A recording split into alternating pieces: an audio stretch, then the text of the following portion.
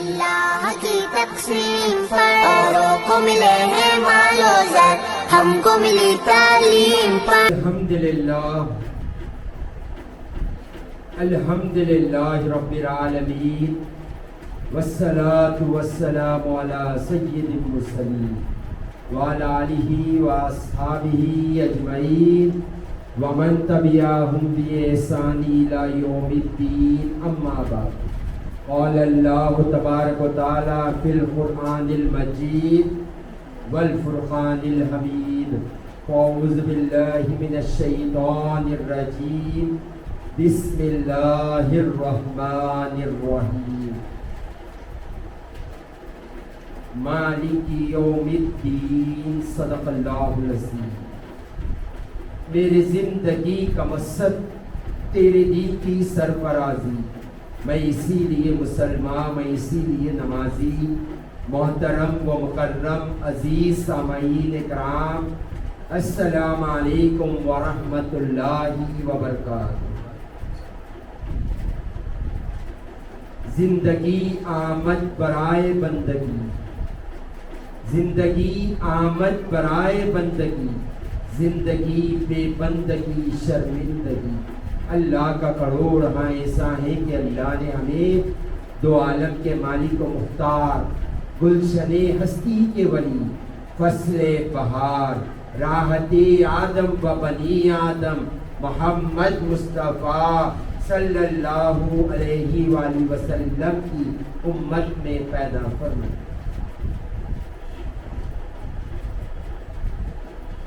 ایک کمپنی تھی جس کے باس نے اپنے کلائنٹ کو، یعنی اپنے نوکر کو یہ کہہ کر ہائر کیا، یہ کہہ کر سلیکٹ کیا کہ تمہیں ایک کام کا ذمہ دیا جاتا ہے، ایک کام کرنے کی تمہیں ذمہ داری دی جاتی ہے، وہ کام تمہیں ہر حال میں کرنا ہے۔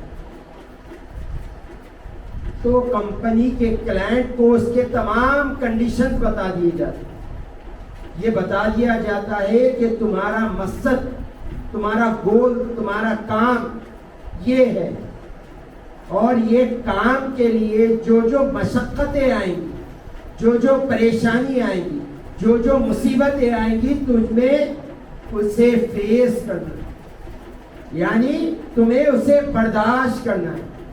اور بتا دیا جاتا ہے کہ یہ مدت تک تمہیں کام کرنا ہے۔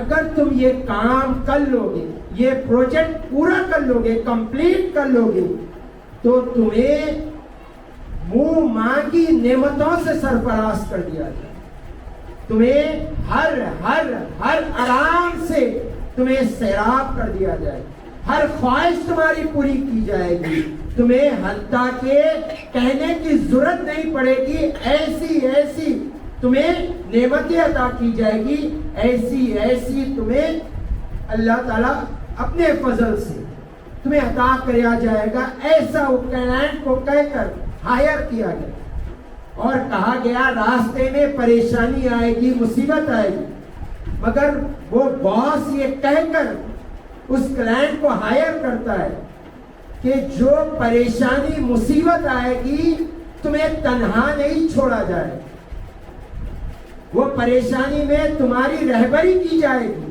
تمہاری رہنمائی کی جائے گی، تمہاری دستگیری کی جائے گی، اور جو پریشانیاں، جو مصیبتیں آئے گی، وہ مصیبتیں تم فیس کرنے کے لائق ہوگے، وہ مصیبتیں تمہارے پاس آئے گی، وہ مصیبتیں تمہارے پاس آئے گی جو تم ہینڈل کر سکتے ہو، جس کا تم مقابلہ کر سکتے ہو۔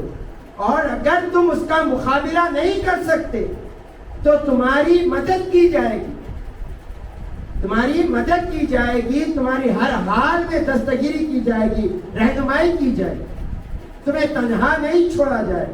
مگر یاد رہے، جو تمہیں پروجیکٹ دیا گیا ہے اسے کمپلیٹ کرنا ہے اس مدت تک، اور یہ پروجیکٹ کے بیچ میں اگر دوسری کمپنیوں کی طرف سے تمہیں کوئی آفرز آئیں، تمہیں کوئی اور سلیکٹ کرے تو تم اسے ایکسپٹ نہیں کرنا۔ یہ کہہ کر اس کلائنٹ کو ہائر کیا گیا اور کہا گیا ہے کہ تمہاری ہر قدم پر رہنمائی کی جائے. اب بتائیں جسے یہ کہہ دیا گیا کہ پروڈکٹ کمپلیٹ ہونے کے بعد آپ کا جو بھی کام دیا ہے وہ پورا ہونے کے بعد آپ کو منہ مانگی نعمتوں سے سرفراز کیا جائے. جو مانگو گے دیا جائے گا. لگژری لائف دی جائے گی, ایسی لگژری لائف جس کا ذہن و گمان میں تمہارے تصور نہیں ہے, ایسی تمہیں لائف دی جائے گی. اب بتائیں اگر وہ کلائنٹ وہ پروڈکٹ کمپلیٹ نہ کرے, وہ راستے میں آنے والے آفروں کو ایکسپٹ کر لے جو چند لمحوں کی خوشیاں دے سکے اور اپنے مقصد اپنے پروڈکٹ سے ہٹ جائیں, آپ اسے کیا کہیں؟ تو آپ عقل مند ہوں گے تو یہی کہیں گے وہ نادان تھا شخص جس نے اتنے پیارے ڈیل کو اس نے اپنے ہاتھ سے کھو دیا. وہ یاد رکھے وہ جو کمپنی کا باس ہے وہ ہمارا رب ہے, جو کلائنٹ ہے وہ ہم خود ہیں, اور ہمارا رب جو ہمیں پروجیکٹ دیا ہے وہ کہا ہے وَمَا خَلَقْتُ الْجِنَّ وَالْإِنسَ إِلَّا لِيَعْبُدُونِ. ہم نے تمہیں پیدا ہی اپنے عبادت کے لیے کیا ہے, اور تمہارا مقصد حیات رب کی عبادت ہے, تمہارا مقصد حیات رب کی رضا ہے. اور جو آنے والی مصیبتیں پریشانی ہیں وہ دنیا کی طرف سے ہوگی, وہ شیطان کی طرف سے ہوگی, وہ نسا کی طرف سے ہوگی. مگر اے بندے گھبرانا نہیں, اے بندے پریشان نہ ہونا. ہم تمہاری رہبری کریں گے, ہم تمہاری دستگیری کریں گے, ہم اپنے آپ سے بھی تمہاری دستگیری کریں گے, اور ہم اپنے دوسرے جو ہے ہمارے خدمت گزار ان سے بھی تمہاری دستگیری کرائیں. تو ہمیں اللہ نے جو کام کے لیے پیدا کیا ہے ہم اسے بھول جائیں اور دنیا کی رنگینے میں کھو جائیں تو ہمارے سے بڑا نادان کون ہے؟ ہمارے رب نے کہا تمہارے لیے میں نے ایسی جنت تیار کر رکھی کہ کبھی کسی آنکھ نے نہیں دیکھا, کسی کان نے اس کے بارے میں نہیں سنا, تمہارے خیال میں اس کا تصور نہیں آیا. ایسی جنت میں نے تیار کر رکھی.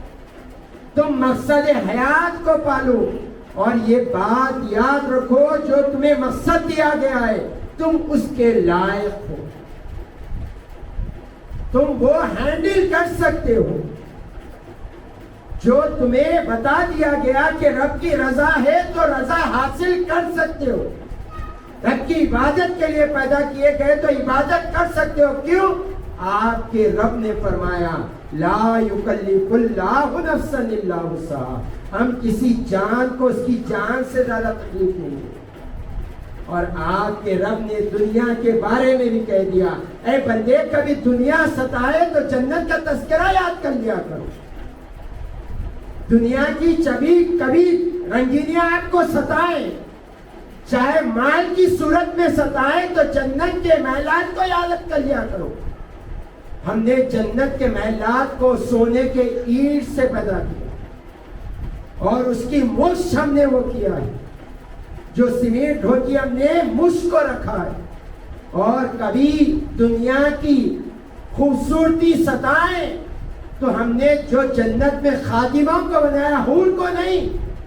جو تمہارے خادم ہے, تمہاری ملکہ کی بات نہیں ہو رہی ہے, خادم کو جو بنایا ہے اگر تم اسے دیکھو تو اس کی خوبصورتی میں کئی سال گزار دو. تو تم دنیا کی رنگینی میں نہ کھو جاؤ. اور ایک تمہارا دشمن ہے جو ازلی دشمن ہے جسے نفس کہا جاتا ہے. اے بندے اگر کبھی یہ ستائیں تو اسے بھوک سے تڑپا دیا کرو, اس کی کمر توڑ دیا کرو بھوکے رہ کر روزے کے ذریعے. اور ایک جو تمہارا کھلا دشمن ہے جو تمہارے رگوں میں خون کی مانند دوڑتا ہے جسے شیطان کہتے ہیں, اے میرے بندے کبھی یہ رکاوٹ بن جائے تمہاری، کبھی تمہارے مقصد سے تمہیں پھیرنے لگ جائیں، تم کہو لا حول ولا قوت الا باللہ، تو میں اسے کوڑے مارتے ہوئے تمہارے سے دور کر دوں۔ تم مجھے پکار کر دیکھو، تم مجھے کہہ کر دیکھو یا ربی، تو تم یوں کہو گے اے میرے رب، تم کہو کہ میں فوراً لپے دوں گا، لبیک یا عبدی، اے میرے بندے میں حاضر ہوں۔ اور تمہارا رب کیا شان رکھتا ہے اس کا علم رکھ لو۔ تم اپنے رب کو جب پکار رہے تو اس کی شان یاد رکھو۔ تمہارے رب کی شان ہے ان اللہ علی کل شیء قدیر، وہ ہر چیز پر قادر ہے تمہارا رب جسے تم پکار رہے۔ آج جو شیطان کو یہ سمجھتے کہ وہ طاقتور ہے، یہ یاد رکھے اسے طاقت دینے والا آپ کا رب ہے۔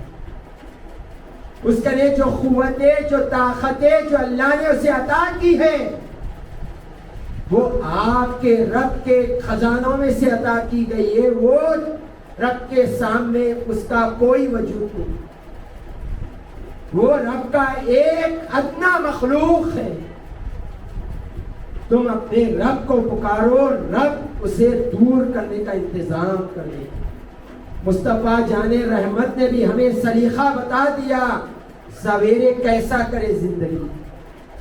حضور پاک صلی اللہ علیہ وسلم نے ارشاد فرمایا جب صبح ہو تو 10 مرتبہ تعوذ پڑھ لو، اعوذ باللہ من الشیطان الرجیم۔ تو کیا ہوگا 10 مرتبہ تعوذ پڑھ لینے سے؟ حضور نے فرمایا اللہ ایک فرشتہ پیدا کرے گا، وہ فرشتہ تم سے شیطان کو دور رکھے گا۔ اب بتائیں کہاں شیطان کی سازش؟ اللہ جسے پیدا کرے گا، جسے شیطان کو جو طاقت دیا ہے، جو فرشتے کو پیدا کرے گا، جو شیطان کو دور رکھے گا، تو اس سے افضل طاقت عطا کرے گا۔ ورنہ اگر کمزور فرشتہ ہوگا تو کہاں سے دور ہوگا؟ طاقتور فرشتہ اسے دور کر دے سکتا ہے۔ تو یہ سوچو تمہارے رب کی شان کیا ہے۔ خود فرماتا ہے میری شان کن فیکون ہے، میں کہتا ہوں ہو جا ہو جاتا ہے۔ تو یہ ہمارا رب ہے جس نے ہمیں کہا کہ دن میں 5 وقت نماز پڑھو، تو یہ یقین جان لو ہم ادا کر سکتے۔ اب آپ کو ایسا لگ رہا ہے کہ نیند چھوڑ کر فجر کی نماز ادا کرنا یہ بڑا بوجھ ہے، بڑا بھاری محسوس ہوتا ہے۔ یہ آپ کے مائنڈ نے آپ کو بتایا ہے، اللہ اور رسول نے نہیں بتایا۔ یہ آپ کے مائنڈ نے آپ کو سن کر دیا ہے کہ فجر کی نماز مشکل ہے۔ ابھی جو ہمارے خواتین جو کہتے ہیں رمضان گزرنے کے بعد کہ فجر میں نیند ہوشیار نہیں ہو رہی، وہ خواتین سے، وہ ہمارے بھولے بھالے ماں بہنوں سے پوچھے آپ بتائیں رمضان میں کتنی دیر رات میں سویا کرتے؟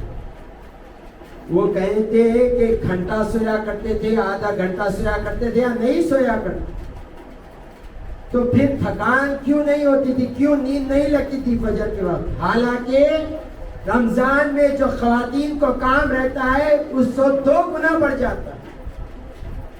سحری کا انتظام کرنا، افطار کا انتظام کرنا، نیو ڈشز بنانا، سحری کے لیے افطار کے لیے بنانا، ہمارے پاس ملکل پاپڑ تلنا ہے، ہمارے پاس دہی بڑے بنانا ہے، سموسے بنانا ہے، ہمارے پاس روز ایک نئی ڈش بنتی۔ اب تھکان کہاں گئی؟ تو آپ کے مائنڈ نے آپ کو بتا دیا تھا کہ کچھ ہو جاؤ، سحری میں اٹھنا ہے، آپ اٹھ جایا کرتے۔ تو یہی مائنڈ کو بتائیں کچھ ہو جاؤ، فجر میں اٹھنا ہے، وہ اٹھا دے گا، وہ آپ کو اٹھا دے گا۔ آپ کی ذمہ داری ہے بس یہ کہہ کر سونا مجھے فجر میں اٹھنا۔ اللہ غیب سے آپ کی مدد فرمائے۔ آپ کوشش تو کر دیکھیں، آپ اپنے رب کو راضی کر تو دیکھیں۔ یہ بات یاد رکھیں، آپ کو جو زندگی عطا کی گئی ہے وہ پرسکون زندگی عطا کی۔ آپ نے کبھی اپنے وجود پر غور کیا؟ اپنے جسم پر آپ نے کبھی غور کیا کہ اللہ نے کتنا پیارا آپ کو پیدا فرمایا؟ اللہ نے آپ کو 2 ہاتھ عطا کیے، 2 پیر عطا کیے، 2 آنکھ عطا کیے، 2 کان عطا کیے، اللہ نے آپ کو منہ عطا کیا، زبان عطا کی، اللہ تعالیٰ نے آپ کو ناک عطا کی، اللہ نے آپ کو دماغ عطا فرمایا، اور ان تمام کے شہنشاہ اللہ نے آپ کو قلب عطا فرمایا، دل عطا فرمایا اللہ نے. اور اللہ نے اپنے بندہ مومن کو یہ بتا دیا کہ تمہارا مقصد حیات کیا ہے، تمہارا مقصد حیات کیا ہے. اللہ نے تمہارے دل کو پیدا کیا، اور یہ دل کو اللہ نے شہنشاہ بنایا. جب تک یہ چلتا رہا آپ دنیا میں نام سے جانے جاؤ. اگر یہ رک جائے گا آپ میت کے نام سے یا مردے کے نام سے جانے جاؤ. یہ جب تک زندہ ہے یہ پوچھا جائے گا بتاؤ غفار کہاں ہے، رزاق کہاں ہے، عبداللہ کہاں ہے. جب یہ بند ہو جائے گا پوچھا جائے گا بتاؤ عبداللہ کی لاش کہاں رکھے ہوئی ہے، عبداللہ کا جنازہ کہاں رکھا ہوا ہے. یہ پوچھا جائے گا بتاؤ فلاں کی قبر کہاں ہے. اب یہ نہیں پوچھا جائے گا کہ بتاؤ اب یہ چلتا پھرتا کہاں ہے. نہیں. تو اللہ نے دل کو شہنشاہ بنایا، اور بنا کر اللہ نے یہ احسان کیا کہ اس کا سکون اللہ نے اپنے قبضے میں رکھا. اے بندے دنیا کی تمام رنگینی موجود ہے،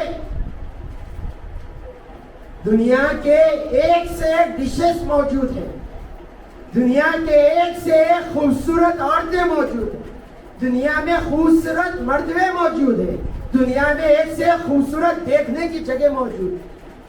مگر سنو اس میں اللہ نے سکون نہیں رکھا.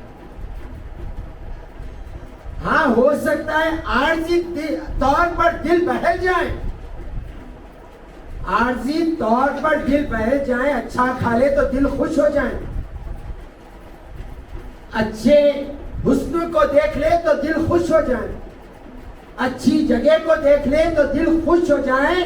مگر عارضی طور پر کھانا کھائیں گے منہ میں مزہ ہوگا دل خوش ہوگا، مزہ ختم دل خوش ہونا ختم ہو جائے. کسی کو دیکھو گے خوش ہوں گے وہ ہو جائے گا. مگر اللہ نے فرمایا اگر تم دائمی سکون چاہتے ہو، ہمیشہ والی سکون چاہتے تو اللہ نے فرمایا الا بذکر اللہ تطمئن القلوب. یہ سکون دل کا صرف میری یاد میں، میری طرف متوجہ ہونے میں ہے، میری فرما برداری میں ہے، میری بندگی میں ہے، میرے مصطفیٰ کے بتائے ہوئے جینے کے سلیقے میں تمہارے دل کا سکون. اور یہ سکون جس کو حاصل ہو جاتا ہے نا صاحب، وہ کھانے کو ہو یا خوبصورت کو ہو یا خوبصورت جگہ کو ہو، انہیں اپنے ٹھوکروں میں رکھتا ہے. جب بندہ اللہ کی معرفت پا لیتا ہے، رسول اللہ صلی اللہ علیہ وسلم کے طریقے کو اپنا لیتا ہے، تو یہ دنیا اسے ہیچ نظر آتی ہے، حقیر نظر آتی ہے. دنیا کی تمام نعمتیں اللہ اور رسول کے ایک حکم پر وار دینے کے لیے تیار ہو جائے. کیوں؟ اس نے جان لیا ہے کہ آپ کا رب ہے کون، اس نے جان لیا ہے کہ سکون ہے کیا، اس نے جان لیا ہے کہ مصطفیٰ کے طریقے میں ہے کیا.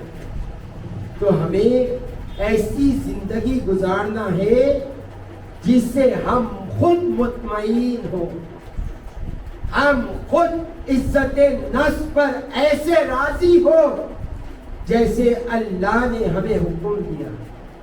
یہ بات یاد رکھے، عارضی طور کی خوشی یہ بندے کو سکون نہیں دے سکتی.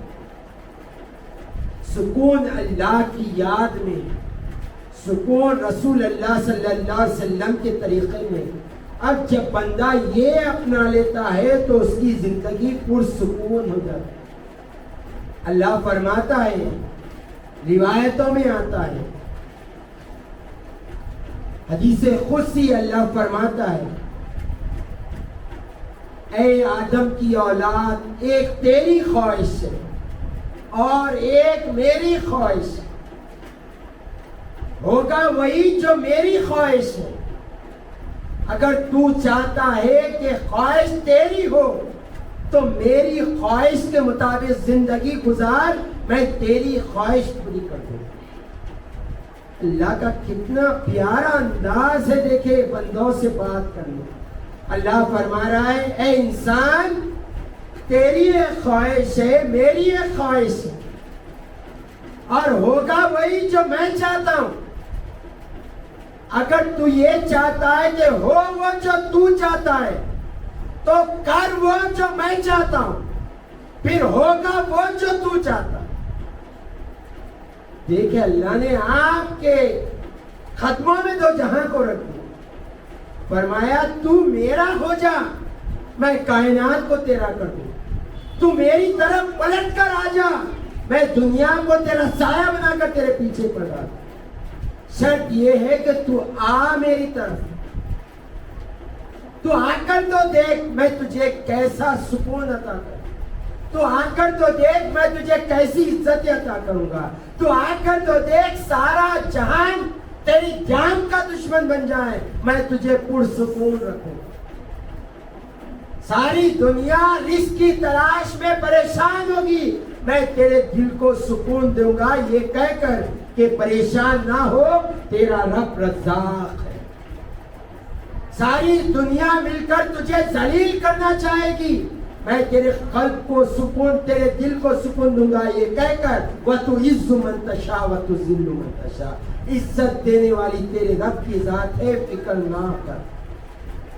تو کبھی میری طرف آ کر تو دیکھ، وہ راستے آسان کر دوں گا جو تجھے دشوار نظر آ رہے ہیں، تیرے میں فیلئر کو سکسس میں بدل دوں گا، تو میری طرف آ کر تو دیکھ، تیری پریشانیوں کو، تیرے عزتوں کو اور تیرے ہر چیز کو میں سر بلند کر کر رکھ دوں گا، تو صرف میری طرف آ کر تو دیکھ۔ اور جب تو میرے طرف آئے گا نا، میرے طرف آنے کا ارادہ بھی کرے گا، تو میرے طرف ایک قدم بھی بڑھائے گا، تو یہ نہ سوچ صرف تجھے آنا ہوگا، نہیں تو ایک قدم بڑھا لے، میں 10 قدم تیری طرف آ جاؤں۔ تو چل کر میری طرف آ، میں دوڑ کر تیری طرف آؤں گا، تو مجھے پانے کے لیے کوشش کر لے، میں تجھے اپنا بنا لوں۔ یہ آپ کا رب ہے جو آپ کو تنہا چھوڑنا نہیں چاہ رہا ہے اور آپ اس کے پاس جانا نہیں چاہ رہے۔ اس سے بڑی نادانی کیا ہے ہماری؟ وہ رب جو ہر حال میں آپ کو اپنے طرف بلا رہا ہے، کہہ رہا ہے فَاذْكُرُونِی أَذْكُرُکُم، تم مجھے یاد کرو۔ اے میرے پاک پروردگار، تجھے یاد بھی کر لیں گے، تیری فرما برداری بھی کر لیں گے، تیرا ذکر بھی کر لیں گے، تیری بندگی بھی کر لیں گے، جینا مرنا اوڑھنا بچھونا کھانا پینا اٹھنا بیٹھنا سب تیرے لیے کر دیں گے، مگر ہم سب کریں گے، تو ہمارے لیے کیا کرے؟ ہم تجھے یاد تو کر لیں گے، تو کیا کرے گا؟ تو اللہ فرماتا ہے تو مجھے یاد کر کر تو دے، تیرا ایک وقت مقررہ ہے مجھے یاد کرنے کے لیے، تیری ایک موت کا وقت ہے جب تک ہی تو مجھے یاد کر سکتا ہے، تو اپنے حیات میں مجھے یاد رکھ، تو خبر میں پہنچ جائے گا، لوگوں کے دلوں میں تیری یاد پیدا کر رہتی دنیا تک لوگ تجھے یاد کریں گے، تو مجھے یاد کر کر تو دے، ان کے دلوں میں تیری محبت پیدا کر دوں گا جو تیرے سے نفرت پیدا کرتے، تو میری طرف آ کر تو دے، تو مجھے یاد کر کر تو دے۔ حدیث قدسی اللہ فرماتا ہے، حدیث قدسی اللہ فرماتا ہے، اے میرے بندے، اے میرے بندے، اگر تو مجھے راضی کرنے کے لیے،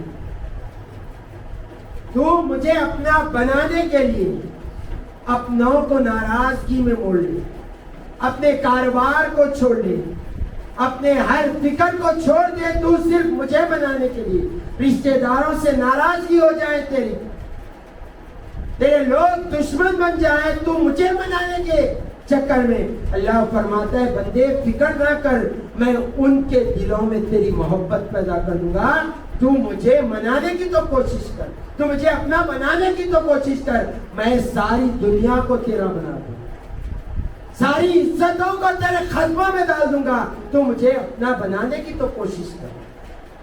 اور آگے خود فرماتا ہے اگر دنیا کو راضی کرنے، دنیا کے رشتے نبھانے میں، دنیا کے کاروبار میں، دنیا کی رنگینی میں تو کھو جائے گا، مجھے ناراض کر دے گا، دنیا کو تو راضی کر لے گا، مجھے ناراض کر دے گا، اللہ فرماتا ہے ان کے دلوں میں تیری نفرت پیدا کر۔ اللہ اکبر، کیسی زندگی ہے، کیسا آسان طریقہ ہمارے رب نے بنایا۔ یہ ہم دیکھتے بھی حدیث آج ہمارے آنکھوں سے یہ ظاہر ہوتے ہوئے نظر آتے۔ آپ دیکھیں گے کسی کو راضی کرتے ہوئے آپ زندگی گزار دے رہے۔ مثال دیتا ہوں، ایک دوست کو آپ راضی کرنے میں اپنی زندگی گزار دیں، اس کے لیے جان حاضر ہے، اس کے لیے مال حاضر ہے، اس کے لیے وقت حاضر ہے، اس کے لیے سب کچھ حاضر ہے،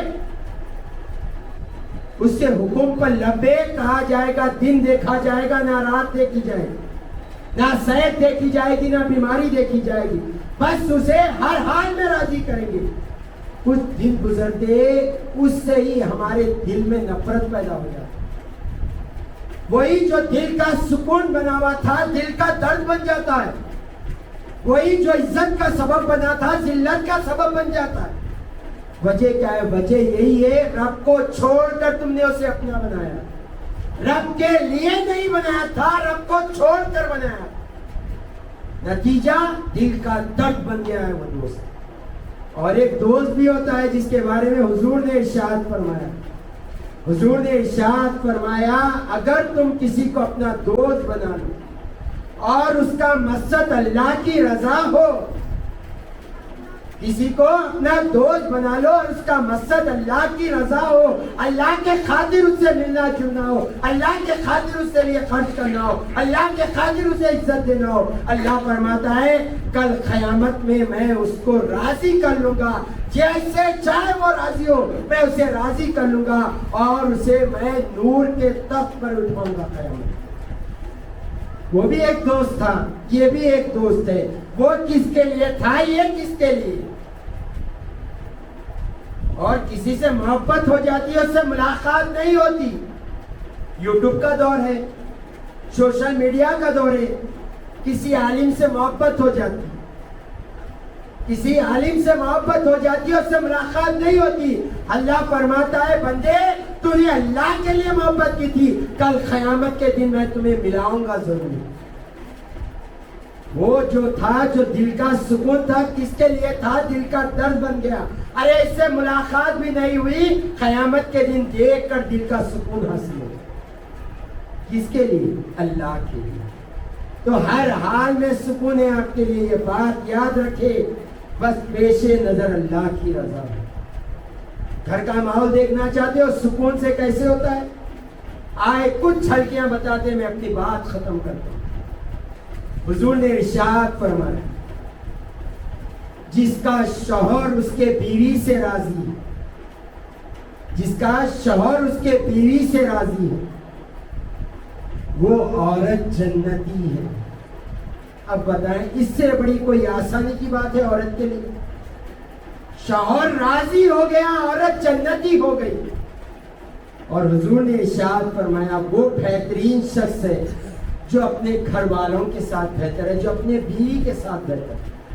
اب بتائیں بہترین شخص یہ ہو گیا، جنتی شخص یہ ہو گئے، اب بتائیں یہ دل کا سکون بنے گا یا دل کا درد بنے گا؟ عورت کی خواہش ہی ہو کہ میرا شوہر راضی ہو جائے، عورت صبح سے لے کے شام، شام سے لے کے صبح تک بس یہ فکر رہے اللہ اور رسول کے حکم کے بعد کہ میرا شوہر مجھ سے راضی ہو جائے، ہر حال میں اس سے راضی کروں گی، کھانے کے چیز سے اس سے راضی کروں گی، اعتبار سے راضی کروں گی، گھر کے اعتبار سے راضی کروں گی، اپنے ہاتھ سے اپنی عزت کے اعتبار سے اس کو راضی کروں گی، وہ عورت تو جنتی ہو گئی، وہ عورت تو جنتی ہو گئی۔ اور مرد گھر میں آ کر مسکرا کر عورت سے بات کر لے، حضور نے فرمایا پھینکنا ہے تو اسے دیکھ۔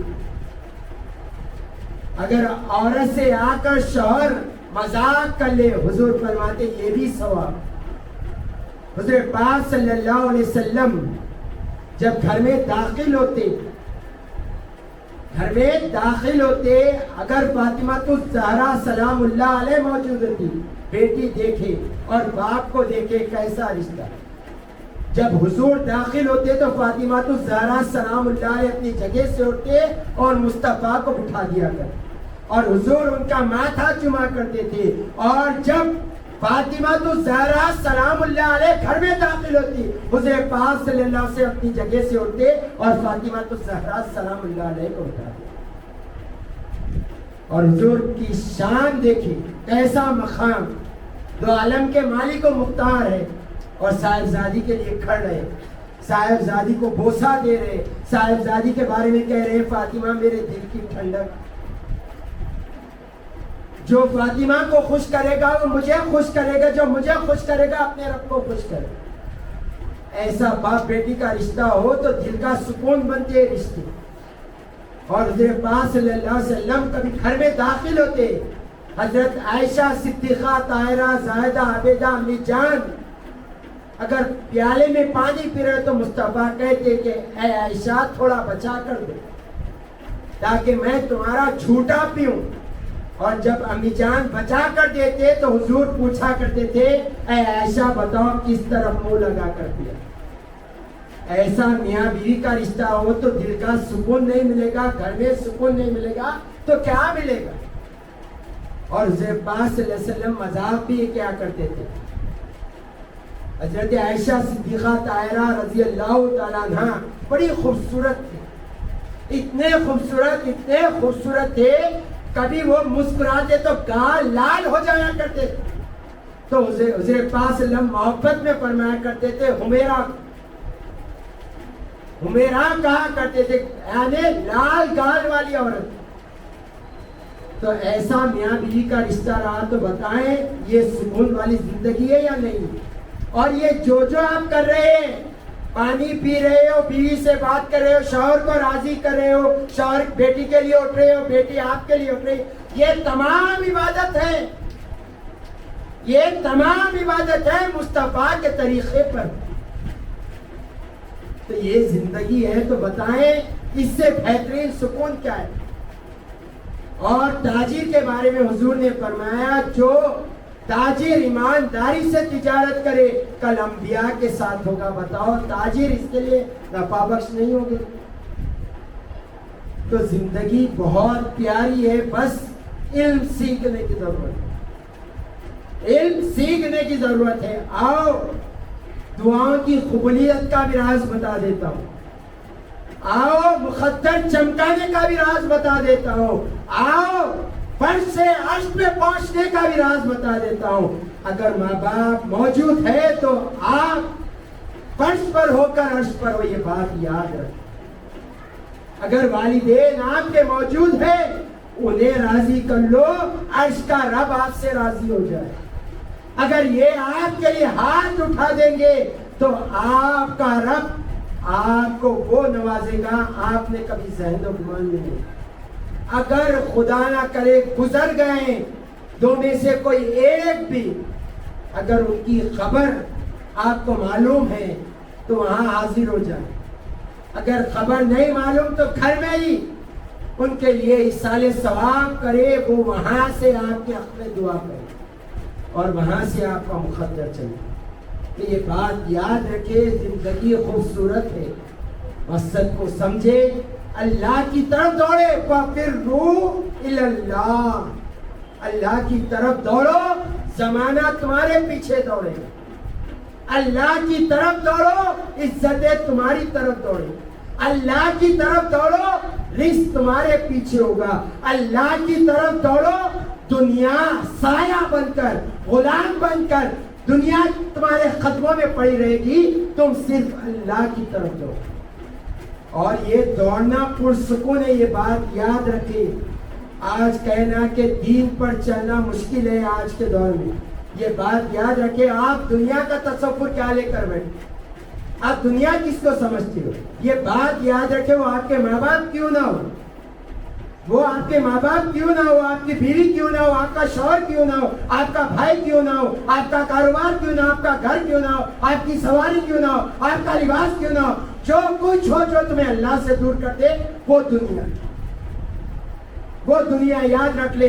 اور یہ سب رشتے اگر اللہ کے قریب کرے تو یہ دنیا نہیں ہے، حقیقت یہ اللہ کی رضا کا ایک نمونہ ہے۔ تو ہمیں غور کرنے کی ضرورت ہے، اپنے رب کو راضی کرنے کی ضرورت ہے، ایک قدم بڑھائیں۔ دیکھیں اللہ تعالیٰ کیسے راستے کھولتا ہے، خود فرماتا ہے جو میری راہ میں کوشش کرتا ہے میں اسے منزل تک ضرور پہنچاتا ہوں۔ وآخر دعوانا الحمدللہ رب العالمین۔